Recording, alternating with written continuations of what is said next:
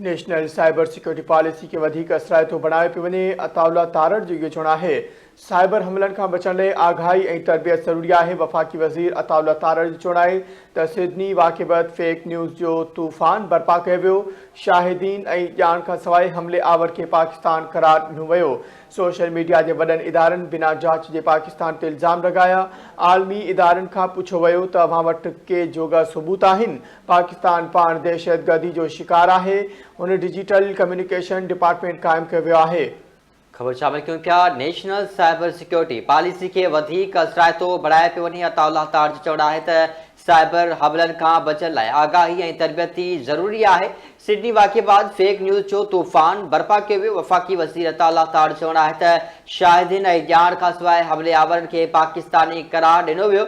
Social media के वॾे इदारनि बिना जांच जे पाकिस्तान ते इल्ज़ाम लगायो। वफ़ाक़ी वज़ीर जो चवणु आहे त आलमी इदारनि खां पुछो वियो त अव्हां वटि के जोगा सबूत आहिनि। पाकिस्तान पाण दहशतगर्दी जो शिकार आहे। हुननि डिजिटल कम्युनिकेशन डिपार्टमेंट क़ाइमु कयो वियो आहे। फेक न्यूज़ ते काउंटर करण जी हिकमत अमली ते अमल जारी आहे।